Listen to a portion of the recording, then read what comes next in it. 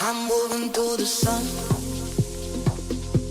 I did it all the time. Hey guys, my name is Mario from FP Auto, and today we're going to be going over some preventative maintenance that we're going to be doing on an E46 M3 that one of our customers just picked up. Okay, so the first thing I want to talk to you guys about is the Vanos unit that we're going to be using. This is a Beisan Vanos unit, a complete Vanos unit. It was rebuilt by Beisan.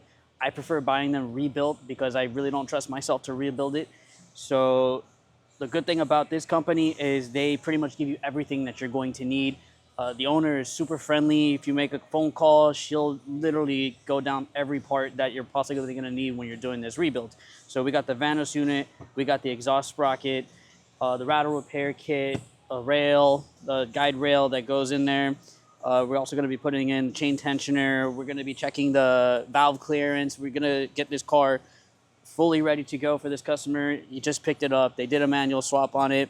It's a little different than what we normally do, but this video we're going to show you how to actually do the installation. You're going to get some information and some insight on what's required so you know what's happening to your car if you go to another shop, if you come to us and you want us to do it. All right, so the customer pretty much supplied most of the parts himself. We told him who to call for the Vanos unit, but we're going to do an oil change on it. We're going to change the spark plugs. We're going to replace the tensioner pulleys, the idler pulleys, replace the belts for him, put some upgraded pulleys in there for him. We're going to replace the rubber coolant hoses with some silicone hoses. Silicone is more durable. I mean, he pretty much just bought a whole box of stuff, I guess, from FCP Euro, preventative things to replace just to get his car in tip-top shape again. So here we go, guys.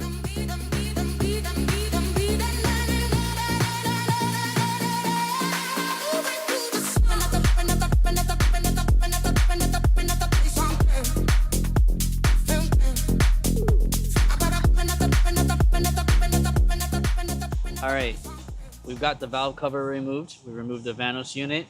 So from here, what I like to do is I like to put everything in timing from scratch. I don't like marking everything and whatnot. I've seen some people do that. It's not the wrong way, but I like doing it my way. So what I do is I put the crank top dead center first. I'll show you in a little what that looks like. And then what I do is I loosen all these tens on the sprockets. Loosening all these tens around the sprockets make the cams easier to adjust. Why am I adjusting the cams? So I can get them in top dead center using the special tool. Because if you don't, sometimes they don't line up, you fight it, and you can't get these lined up. So once these are loose, you can get a little bit of play on the cams to put them in top dead center with the timing tool that BMW provides. Use the tool that BMW provides. Don't use any Amazon tool. I've done that before, and the cars are slightly out of time. Wound up having to go back in and do it again. So spend a little money, get the timing tool from FCP Euro or the dealership, and you won't go wrong. Okay, so like I was saying before, you want to get the crank in top dead center. How do you do that? The crank actually has markings on it. I believe that's a T, a line, and a 0. And then there's going to be an open circle, like almost where a dowel pin is supposed to go. So once you have that lined up, the little line pointed to the little arrow that's on the bracket, and both those circles together, you should be able to, there's a timing tool pin that actually goes where the circles are. That should be able to sit in there. Some people like to leave it in there so it doesn't move. I've been doing this for a while, so I know how to work in a way where I won't move the crank while I'm doing all this, but use the special tool if you have to. And like I said earlier, with the cams being lined up with the special tool, as you see, the tool is in position. E is exhaust. I guess A is for the intake side. So you want to make sure the A is on the intake cam, E is on the exhaust cam, and then you have this dowel pin that actually goes through the crank, that board down there. It should be able to go in and out easily. If you have to force it in, then kind of give the cams a little jiggle and it should just slide right in. Once everything's lined up, then you're good to start doing all the work. Okay, now we're in the engine room and we're going to be installing the Vanos rattle repair kit and the Vanos blind gears. Beisan offers the kit, and the cool thing about their kit is it comes with a special tool that's needed to do so. You do need a vise to do this. This is a special tool and it goes as so. You put the spline gear in here, and it comes with a socket. It's a 1/2-inch socket. Sits right there. Make sure that sits in there snug, and just loosen it like it's a top. and that's tight. The reason why it's tight, I believe that there's blue Loctite that's put on the thread, so when you reinstall it, you're supposed to do the same.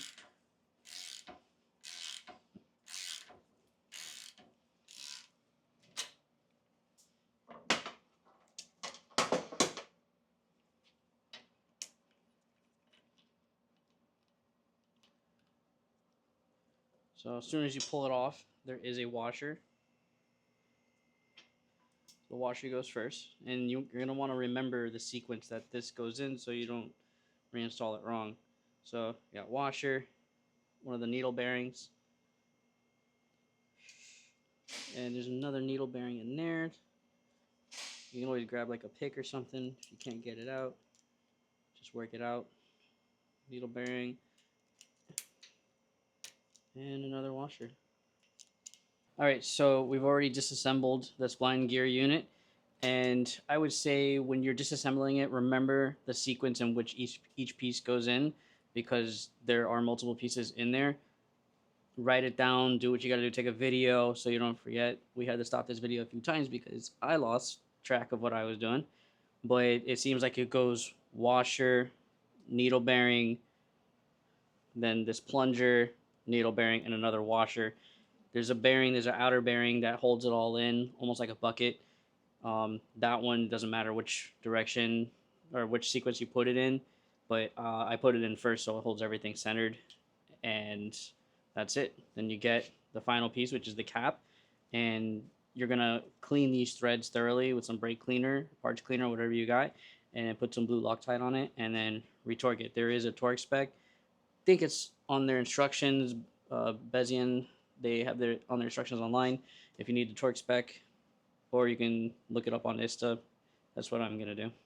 Alright, so I'm leaving the 10 mils on the intake sprocket because we're not changing the intake sprocket. We're actually gonna replace the exhaust sprocket with the Beisan, their version of the sprocket. I believe this one is forged. It's a lot stronger than the OEM one. The OEM one tends to be more fragile, as I'm sure you know or you've seen that the little tabs, the ears, they break off, and you start having timing issues and whatnot. This one is a more durable replacement. So if you're gonna replace the Vanos unit itself, make sure you get the exhaust sprocket.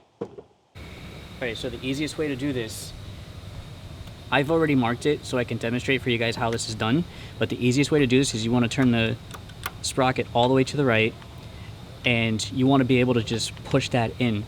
If it's in the wrong position, let's say it's here, it's not going to just go in. But once it's in the right spot, as soon as you push it in, it's going to turn with you. You don't really have to force it. It's just going to slide right, and it's going to fit like a glove, just like that. So you don't have to mark it. Don't be so paranoid about marking it before you take it apart, because you are going to move around with it. You're probably going to wipe that marking off, and the easiest way to do it is just find the spot that just allows it to slide right in. And it's like that on both sides, all the way to the right, and once you push it in, it just slides right in. All the splines meet up with ease. You don't have to move it or anything. If you find yourself having to move it to slide the sprocket in, then once you put it together, you're going to have faults, whether it be in the intake or exhaust side. It's going to say advanced, retard, or something like that, and you're going to have to pull the whole thing apart again. So just make sure you do it like that. Once you get that going, now we can remove these, put it on the actual Vanos unit, and slide the whole piece in as one. Okay, one trick that I like to do, I like to use the longer solenoid bolts to hold everything in. So you get your gasket, just put it next to the Vanos, run the bolt through it, and latch it on. So now that we have both bolts kind of just keeping it steady right there, now we can move to our markings. Just try to get them to line up with how you had everything. It might take one or two shots, but like I said, the goal is for everything to just slide in. Also, you want to make sure that your ears for the Vanos sprocket are lined up with the back of the unit. You'll see that there's little holes or bores in there. They need to line up with those bores.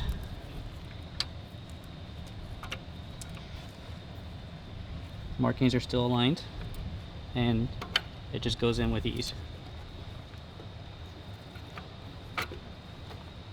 That easy.